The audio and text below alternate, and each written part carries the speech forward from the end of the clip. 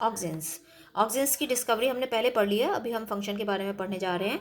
ऑक्जेन दो तरह के हैं, नेचुरल भी है और सिंथेटिक भी है। जो नेचुरल ऑक्जेन्स हैं वो है IAA and IBA, indole acetic acid and indole butyric acid. So इस पर क्वेश्चन आता है जरूर से।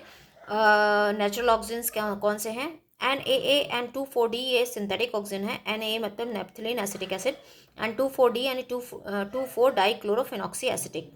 सो डी क्या यहाँ पे यूज़ किया गया है, मतलब ये डाइकॉट के वीट्स को मारने का काम करता है, वहाँ पर वीट फ्री लॉन्स बनाने में इसको यूज़ किया जाता है। ऑक्सीजन जो है वो extensively agriculture and horticultural practices में इसको यूज़ किया जाता है। ऑक्सीजन को आप इसके फंक्शन लर्न करने के लिए आप एक ट्रिक थोड़ा सा लर्न कर सकते हैं कि इसको जो है ऑक्सीजन जो है वो ऑक्स और प्लांट के डेवलपमेंट में हेल्प करा रहा है क्योंकि प्रमोटर है। सो ऑक्स से हम क्या याद करेंगे? ऑक्सीजन ऑक्स, ऑक्स मतलब ऑक्स चल रहा है ऊपर फील्ड में, तो ये क्या करेगा? स्टेम को तो मार सकता है क्योंकि ऊपर चल रहा है, बट रूट्स को नहीं मारेगा, रूट्स को ग्रो होने देगा। तो इसका मतलब ऑक्सीजन क्या कराता है? Initiate rooting in stem cutting. अगर स्टेम कोई कट भी गई है तो उसको कोई फर्क नहीं पड़ेगा, ये रूटिंग करवाएगा, रूट्स के डेवलपमेंट में हेल्प कराएगा। तो इसलिए मैंने ये याद करने के लिए बोला है कि ऑक्स ऊपर चल रहा है, ऊपर स्टेम कट रहा है, बट रूट्स वहाँ पे डेवलप हो रही हैं। इसके गले में आपने देखा होगा जितने भी ये ऑक्स वगैरह होते हैं उनमें घंटी लगी होती है, तो उसमें भी एक घंटी है येलो कलर की, यानी ये प्रमोट कर रहा है फ्लावरिंग इन पाइनएप्पल्स। तो वो जो घंटी है उसको आप पाइनएप्पल से रिलेट कर लीजिए। सो प्रमोट फ्लावरिंग इन पाइनएप्पल्स। ये तो याद हो गया ऑक्स से आपको दोनों फंक्शन। अब आप याद करिए कि ये प्लांट के ग्रोथ में हेल्प करा रहा है, यानी क्योंकि रूट्स बना रहा है ताकि प्लांट अच्छे से ग्रो कर सके, डेवलप हो सके। तो ये क्या करेगा? जो प्रिवेंट करेगा fruit and leaf drop at early stages, कि वहाँ पर अर्ली स्टेजेस में जो यंग लीव्स हैं या फ्रूट्स हैं जल्दी से वो गिरे नहीं, बट जो ऑब्सेशन करेगा old and mature fruits and leaves में, जो लीव्स पुरानी हो गई हैं, ओल्डर हो गई हैं या फ्रूट्स पक गए हैं, उनको तोड़ने में ऑब्सेशन मतलब उनको गिराने में हेल्प करेगा। क्योंकि हम इसको किससे याद करेंगे, किस ट्रिक से? एक तो याद करेंगे ऑक्स से कि ऑक्स के गले में एक घंटी है, दूसरा हम याद करेंगे कि ये जो है नए प्लांट्स को ग्रो कराने में हेल्प करता है। सो जो नया प्लांट है वो नई चीज़ों को गिरने नहीं देगा, बट जो ओल्डर हो गई हैं उनमें ओल्डर जो लीव्स हैं या फ्रूट्स हैं उनको ऑब्सेशन कराने में हेल्प करेगा। सो हमको इसके फंक्शन याद हो गए। अब याद करेंगे प्लांट की ग्रोथ में हेल्प कर रहा है प्लांट का, क्योंकि प्रमोटर है तो प्लांट को लंबा लंबा लंबा लंबा बढ़ाएगा, जिसको हम बोलते हैं एपिकल डोमिनेंस। बट एक्सिलरी जो बर्ड्स हैं जो एक्साइल में होती हैं उसको ग्रो नहीं होने देगा, यानी लेटरल ब्रांचेस नहीं आने देगा, वो लंबा लंबा बढ़ाता जाएगा। सो एक्सिलरी के अपोजिट वर्क करता है, यानी एपिकल डोमिनेंस शो करता है। पर अगर हम ऊपर से इसको काट देंगे तो इसकी लेटरल ब्रांचेस आना स्टार्ट हो जाती हैं। सो एपिकल डोमिनेंस प्रमोट करता है, क्योंकि अभी हमने बात की है कि ये प्रमोट करता है क्या? प्लांट की ग्रोथ, यंग प्लांट को लंबा बढ़ाता है, ग्रोथ कराता है। तो इसलिए ये ऊपर ऊपर बढ़ाएगा तो साइड की ब्रांचेस को ग्रो नहीं होने देगा। पर अगर हम ऊपर की इसको ये हटा देंगे, डिकैपिटेशन कर देंगे, इसको हटा देंगे, तो ये लेटरल ब्रांचेस को बढ़ाएगा। अब ये यंग प्लांट को ग्रो करा रहा है, सो ये लीव्स को भी ग्रो कराएगा। तो इसलिए इसका कहाँ यूज़ किया जाता है?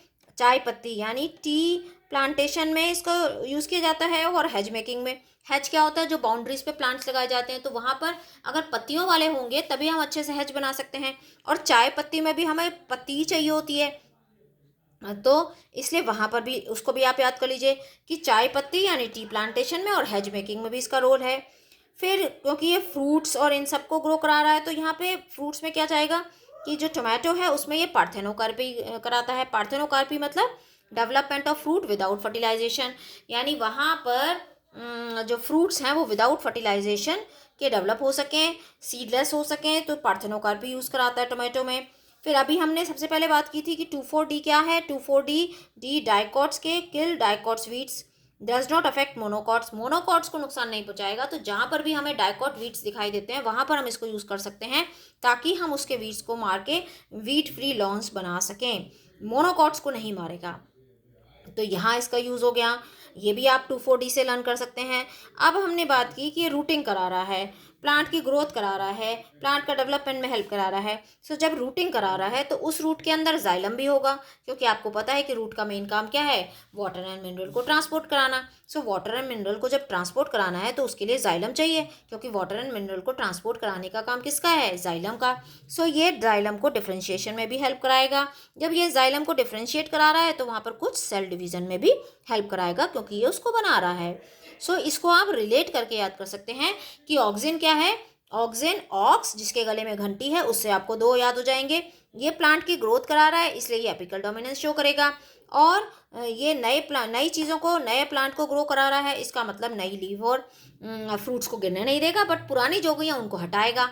फिर जो लीव्स को ग्रो करा रहा है, नई नई लीव्स को ग्रो करा रहा है, फ्रूट्स को करा रहा है, तो इसका मतलब ये जहाँ पर भी लीव्स चाहिए वहाँ पर इसका यूज़ किया जाएगा। हेज मेकिंग में, ट्री प्लांटेशन में, पार्थेनोकार्पी में यूज़ किया जाएगा। 2,4-D से हमको हर्बिसाइड याद हो गया।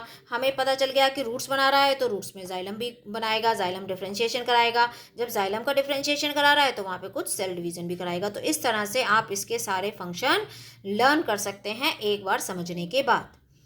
ठीक है, सो ये 2 याद कर लीजिए, natural auxin IAA and IBA, and 2 याद कर लीजिए सिंथेटिक ऑक्सिन, कौन कौन से, NAA एंड 2,4-D।